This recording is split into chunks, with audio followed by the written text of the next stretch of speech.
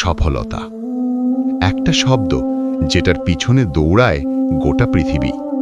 কেউ ভাবে অর্থই সফলতা, কেউ ভাবে খ্যাতি সফলতা, কেউ ভাবে প্রিয় মানুষকে পাওয়া মানেই সফলতা। কিন্তু আসলে সফলতা কি? যখন তুমি রাতে সেজদায় কেঁদে বলো, আল্লাহ, আমি হাল ছেড়ে দিচ্ছি না। যখন তুমি দুঃখের মধ্যেও বলো, আলহামদুলিল্লাহ। যখন তুমি ব্যর্থতার মাঝেও আল্লাহর ওপর ভরসা রাখো, তখনই তুমি সফল। মানুষ ভাবে সফলতা আসে একদিনে, কিন্তু আল্লাহর পরিকল্পনায় সফলতা আসে এক দীর্ঘ ধৈর্যের পথে, ধীরে ধীরে অদৃশ্যভাবে তোমাকে বদলে দিতে দিতে। তুমি হয়তো এখন বুঝতে পারছো না কেন এত দেরি হচ্ছে, কেন তোমার দোয়া আজও কবুল হচ্ছে না, কেন তোমার স্বপ্নগুলো কেঁপে যাচ্ছে বারবার। কিন্তু মনে রেখো, আল্লাহ কখনো দেরি করেন না। আল্লাহ শুধু সময় ঠিক করে রাখেন। রাসূলুল্লাহ সাল্লাল্লাহু আলাইহি ওয়াসাল্লাম বলেছেন, জেনে রাখো, যদি পুরো দুনিয়া এক হয়ে তোমাকে কিছু দিতে চায়, তারা দিতে পারবে না যদি আল্লাহ তা না চান। তিরমিজি। অর্থাৎ তোমার রিজিক, তোমার সফলতা, তোমার অর্জন সব কিছুই নির্ধারিত আছে আল্লাহর পরিকল্পনায়। তুমি শুধু চেষ্টা করো, ধৈর্য ধরো, বাকি কাজটা আল্লাহর ওপর ছেড়ে দাও। আমরা প্রায়ই বলি, আমি এত চেষ্টা করলাম তবুও পারলাম না। কিন্তু ভাই, তুমি কি জানো, যখন তুমি ব্যর্থ হলে তখনও তুমি আল্লাহর পরিকল্পনার মধ্যেই ছিলে। হয়তো সেই ব্যর্থতা তোমাকে শিখিয়েছে কিভাবে ধীর হতে হয়। হয়তো সেই ভাঙা স্বপ্নই তোমাকে সেজদার মাটিতে ফিরিয়ে এনেছে। হয়তো সেই কষ্টই তোমার জন্য রহমত ছিল। আল্লাহ বলেন, অবশ্যই কষ্টের সঙ্গে রয়েছে সহজই। সূরা আশ-শারা আয়াত 5 এবং 6। দেখো, আল্লাহ বলেননি কষ্টের পর সহজই, বলেছেন কষ্টের সঙ্গেই সহজই। অর্থাৎ যখন তুমি ধৈর্য ধরো, তখনই সহজই তোমার পাশে ঘটছে, তুমি শুধু এখনো তা দেখতে পাচ্ছ না। এই পৃথিবীতে কেউ একদিনে সফল হয় না। প্রত্যেক সফল মানুষ, প্রত্যেক নবী, প্রত্যেক মহান ব্যক্তিত্ব একটা জিনিসে এক ছিল, আর তা হলো ধৈর্য। ধৈর্য মানে চুপচাপ বসে থাকা নয়। ধৈর্য মানে চেষ্টা চালিয়ে যাওয়া যখন পৃথিবী তোমাকে থামিয়ে দিতে চায়। ধৈর্য মানে আল্লাহর উপর ভরসা রেখে নিজেকে আল্লাহর হাতে ছেড়ে দেওয়া। তুমি হয়তো ভাবছো, আল্লাহ কেন আমার দোয়া কবুল করছেন না? কিন্তু ভাই, আল্লাহ হয়তো বলছেন, আমি তোমার জন্য এর চেয়ে ভালো কিছু রেখেছি, একটু ধৈর্য ধরো। হ্যাঁ, সফলতা কখনো বলে আসে না, সে আসে যখন তুমি আল্লাহর পরিকল্পনার ওপর সম্পূর্ণ ভরসা রাখো। সে আসে যখন তুমি নিজের ইচ্ছা আল্লাহর ইচ্ছার কাছে সমর্পণ করো। তোমার কাজ শুধু সেজদায় পড়ে কান্না করা, তোমার প্রচেষ্টা চালিয়ে যাওয়া, আর প্রতিটি দেরিকে আল্লাহর রহমত ভেবে ধৈর্য ধরা। কারণ সফলতা কোনো গন্তব্য নয়, সফলতা হলো সেই যাত্রা যেখানে তুমি প্রতিদিন আল্লাহর কাছে একটু করে ফিরে আসো। তুমি ক্লান্ত হলে থেমে যেও না, সেজদায় পড়ে বলো, ইয়া আল্লাহ, আমি তোমার পরিকল্পনায় খুশি। তুমি ভেঙে গেলে কেঁদে ফেলো, কারণ আল্লাহর কাছে কান্না হলো শক্তির ভাষা, দুর্বলতার নয়। একদিন তুমি ফিরে তাকাবে আর বলবে, আলহামদুলিল্লাহ, তখন যদি আল্লাহ আমার চাওয়া কবুল না করতেন, আমি আজ এই সুন্দর অবস্থানে পৌঁছাতে পারতাম না। তাহলে পরের পর্বে আমরা জানব কেন আল্লাহ আমাদের ধৈর্যের পরীক্ষায় ফেলেন, কিভাবে সেই পরীক্ষা সফলতার পথ খুলে দেয়, আর কিভাবে ধৈর্যই হয় আল্লাহর সবচেয়ে প্রিয় গুণ। প্রত্যেক মানুষ জীবনের কোনো না কোনো সময় একটা প্রশ্ন করে, কেন আল্লাহ আমাকে এত কষ্টে ফেলেছেন? কখনো হারানোর ব্যথায়, কখনো দোয়া কবুল না হওয়ার কষ্টে, কখনো নিজের অসহায়ত্বে এই প্রশ্নটা বুকের ভেতর জ্বলে ওঠে। কিন্তু ভাই, তুমি জানো কি, এই প্রশ্নের পেছনেই লুকিয়ে আছে ধৈর্যের রহস্য। আল্লাহ বলেন, আমি অবশ্যই তোমাদের পরীক্ষা করব কিছু ভয়, ক্ষুধা, সম্পদ, জীবন ও ফলমূলের ক্ষতি দ্বারা, আর ধৈর্যশীলদের সুসংবাদ দাও। সূরা আল বাকারা আয়াত 155।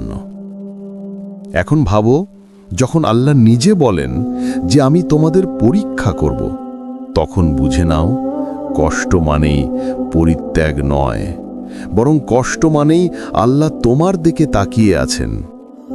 কেননা পরীক্ষাই হলো সেই মাধ্যম যার মাধ্যমে আল্লাহ তোমাকে পরিশুদ্ধ করেন। যেমন আগুনে সোনা পরিশুদ্ধ হয়, তেমনি পরীক্ষায় মুমিনের হৃদয় উজ্জ্বল হয়। ধৈর্য মানে চুপচাপ সহ্য করা নয়, ধৈর্য মানে আল্লাহর পরিকল্পনার উপর ভরসা রাখা যখন তুমি কিছুই বুঝতে পারছো না। তুমি হয়তো এখন বলছো, আমি আল্লাহর জন্য এত কিছু করলাম, তবুও আমার দোয়া পূরণ হচ্ছে না কেন? কিন্তু ভাই, আল্লাহ কখনো তোমার দোয়া ফেরান না। তিনটি পথে তিনি উত্তর দেন। হয় তিনি তৎক্ষণাৎ কবুল করেন, নয়তো দেরি করেন কারণ সময় এখনো ঠিক হয়নি, অথবা সেই দোয়ার বদলে তোমার জন্য কোনো বিপদ ঠেকিয়ে দেন। তুমি যা চেয়েছ তা হয়তো তোমার জন্য বিপদ ছিল, আর আল্লাহ তা জানতেন, তুমি জানোনি, তাই আল্লাহ তোমাকে বাঁচিয়ে দিয়েছেন। তোমার না পাওয়াতেও লুকিয়ে দিয়েছেন রহমত। আল্লাহ বলেন, হয়তো তোমরা কোনো কিছু অপছন্দ করছো, অথচ তাতে তোমাদের জন্য কল্যাণ আছে। সূরা আল বাকারা আয়াত 216। ধৈর্য আল্লাহর সবচেয়ে প্রিয় গুণ।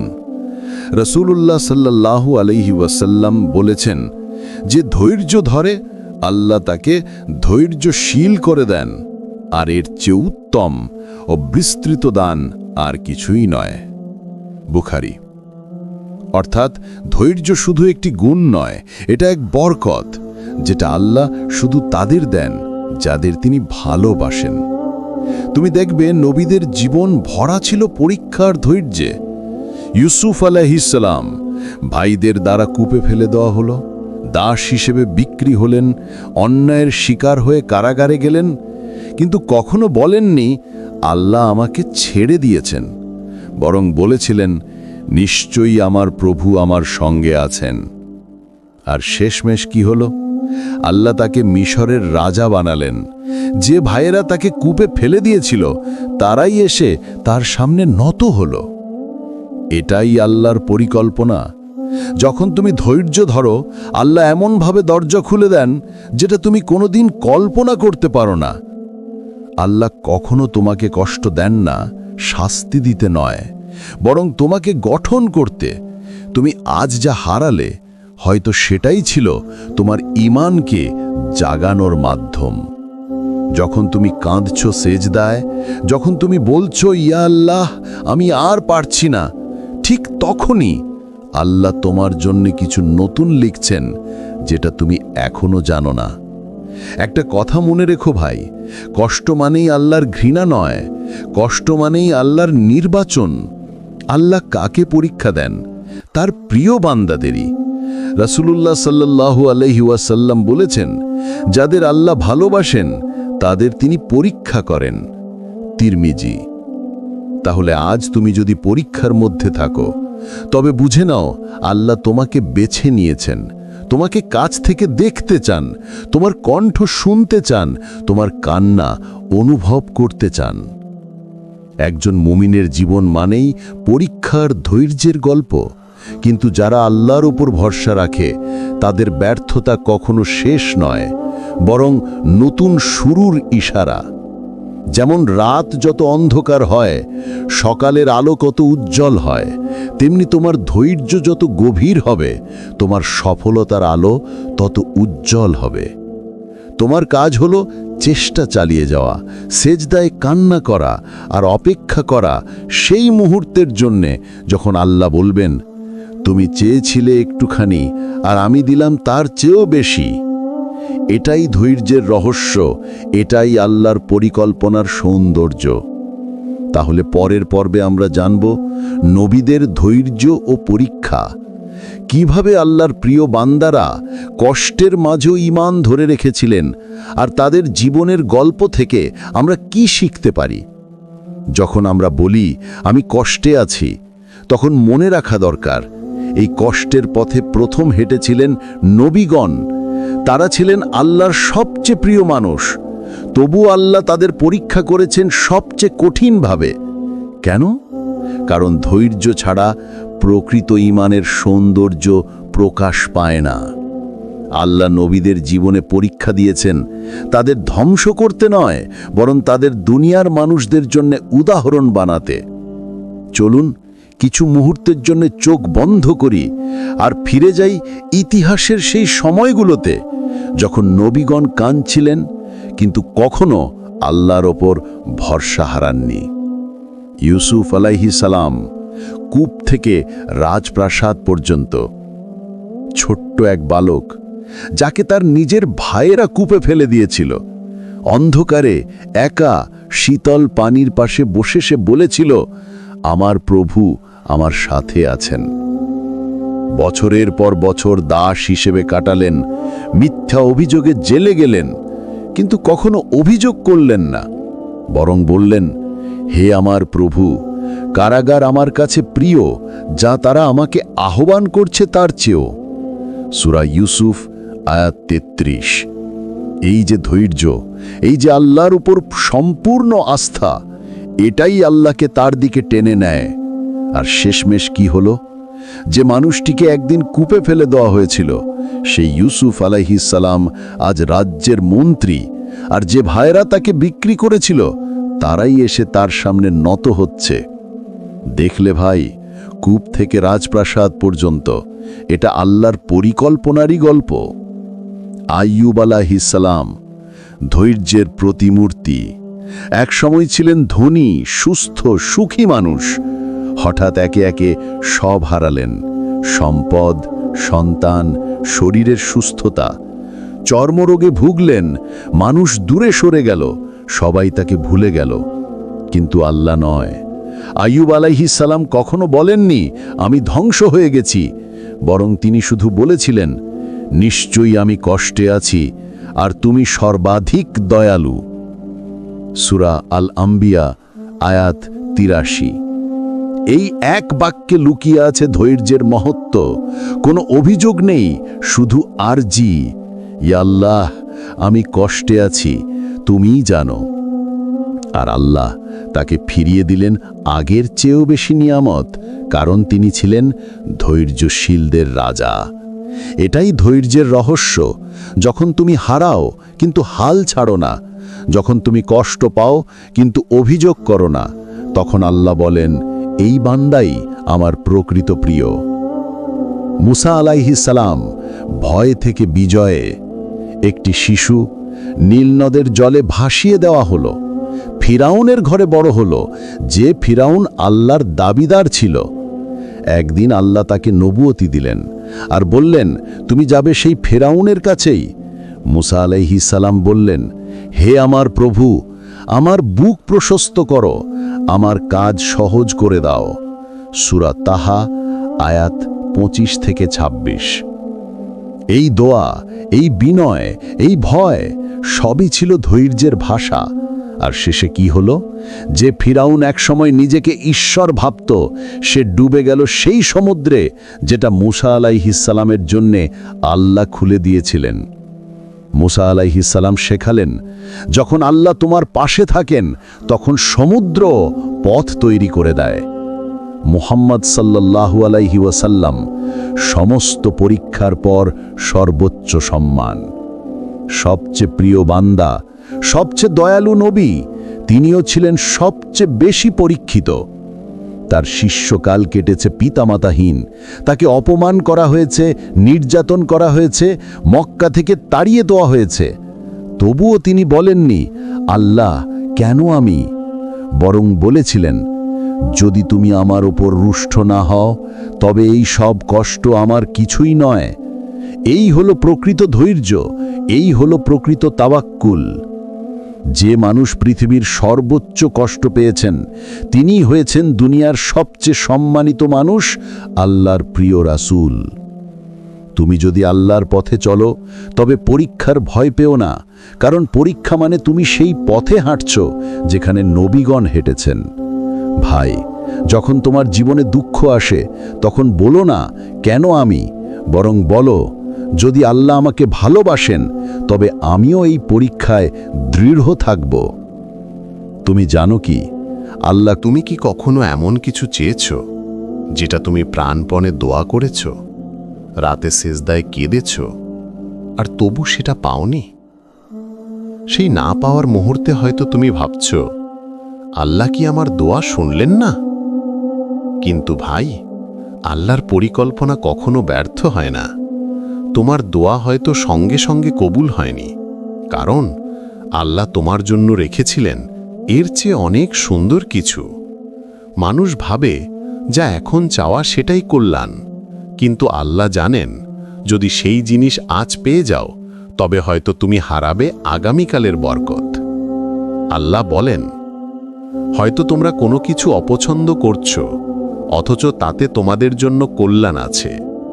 আর হয়তো তোমরা কিছু ভালোবাসছ, অথচ তাতে তোমাদের জন্য অকল্যাণ আছে।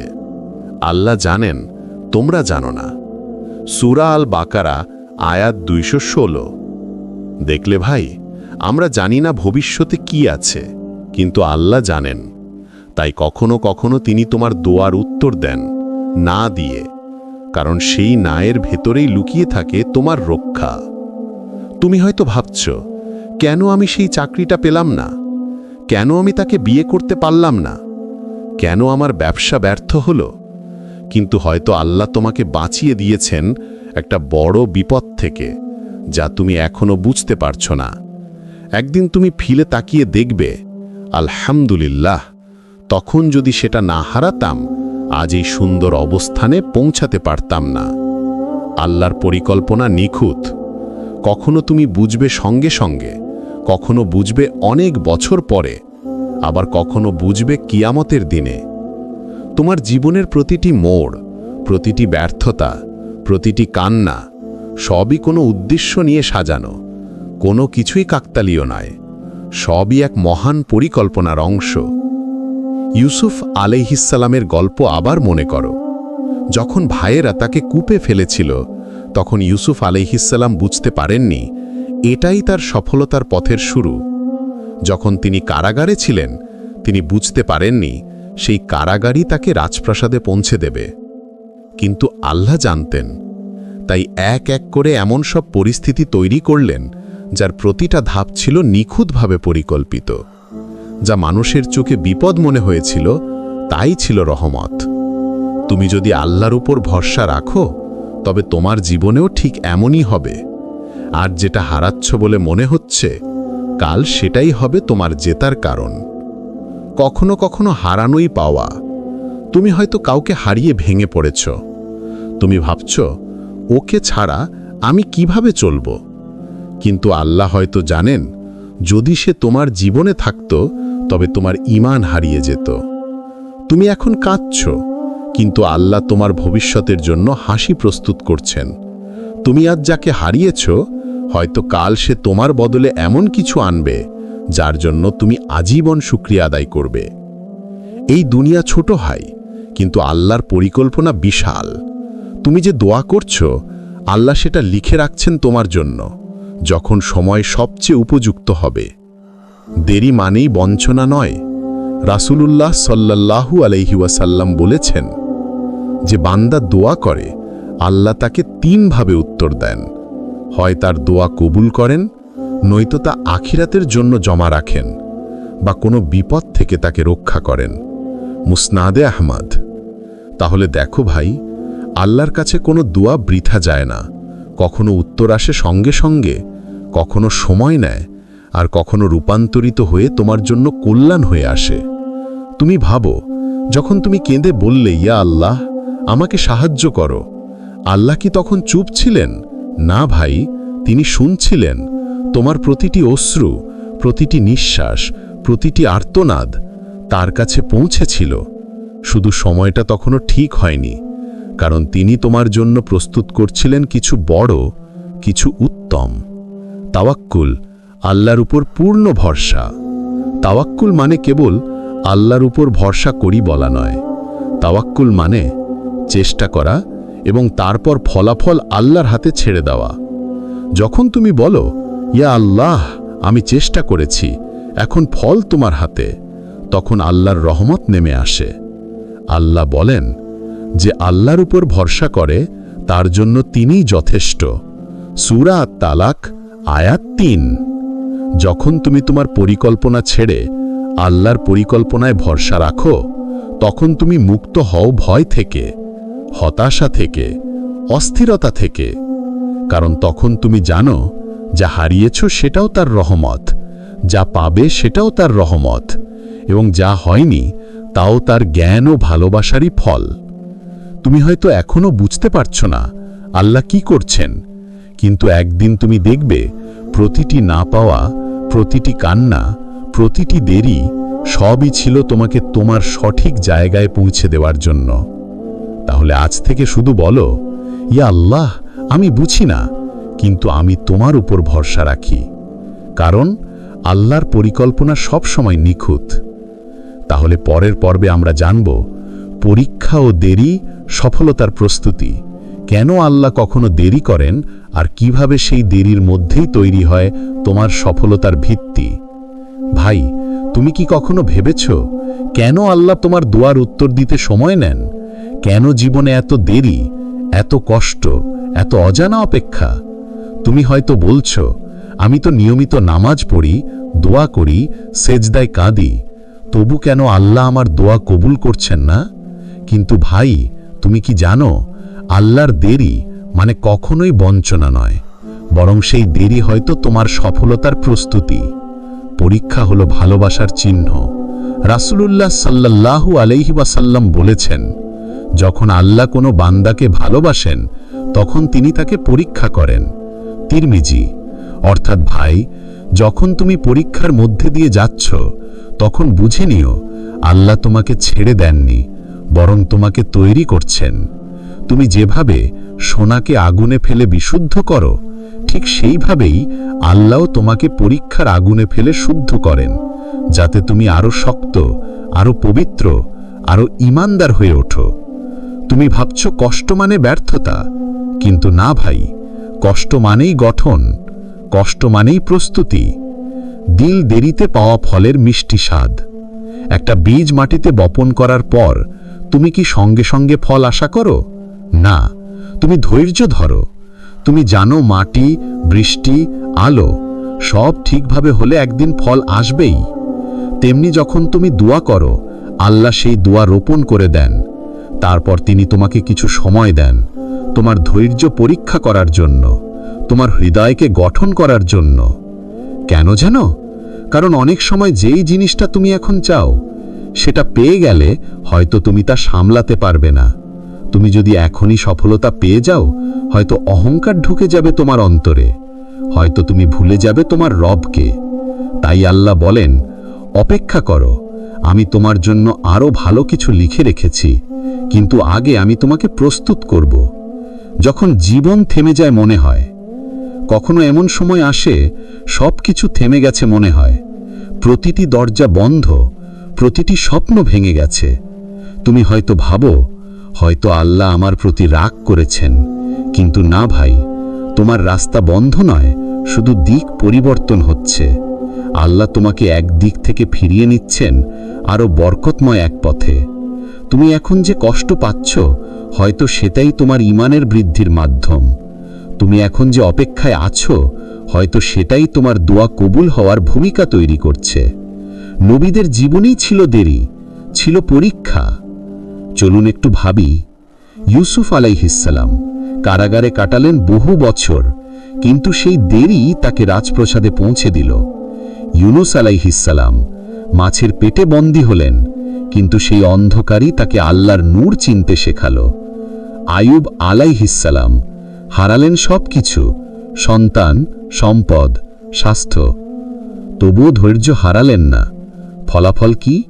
আল্লাহ তাকে ফিরিয়ে দিলেন দ্বিগুণ বরকতে। আর আমাদের প্রিয় নবী মোহাম্মদ সাল্লাল্লাহু আলাইহি ওয়াসাল্লাম, তিনিও তো বছরের পর বছর অপমান, ত্যাগ, কষ্ট সহ্য করেছেন, কিন্তু আল্লাহ শেষে তাকে উঁচু মর্যাদায় পৌঁছে দিলেন, যেন তার নাম উঠলে আল্লাহর নামও উচ্চারিত হয়। আল্লাহর রাসূলের জন্যও দেরি ছিল ভাই। তাহলে তোমার জীবনে দেরি আসলে কি অবাক হওয়ার কিছু আছে? তোমার ধৈর্যই তোমার শক্তি। আল্লাহ বলেন, অবশ্যই কষ্টের সাথে রয়েছে স্বস্তি। সূরা আশ-শারাহ আয়াত 6। এটা মানে নয় যে কষ্টের পর স্বস্তি আসে, বরং কষ্টের মধ্যেই লুকিয়ে আছে স্বস্তি। যখন তুমি ধৈর্য ধরো, তখন তুমি সেই স্বস্তিকে ধারণ করছো, যা চোখে দেখা যায় না কিন্তু অন্তরে শান্তি এনে দেয়। ধৈর্য মানে চুপ থাকা নয়। ধৈর্য মানে আমি জানি আমার রব আমার জন্য কাজ করছেন, যদিও আমি এখনো দেখতে পাচ্ছি না। দেরি মানে প্রস্তুতি, প্রস্তুতি মানে পুরস্কার। যখন তুমি দোয়া করো আর উত্তর দেরি হয়, তখন ভাবো না আল্লাহ ভুলে গেছেন, বরং ভাবো যে আল্লাহ আমাকে প্রস্তুত করছেন সেই দোয়া সামলানোর মতো করে। একজন মা যেমন শিশুকে একদিনে হাঁটতে শেখান না, বরং ধীরে ধীরে সময় দেন, তেমনি আল্লাহও তোমাকে ধীরে ধীরে শেখান কিভাবে দোয়ার ফল পেতে হয়, কিভাবে সেই ফলকে সঠিকভাবে ব্যবহার করতে হয়। কারণ যখন তুমি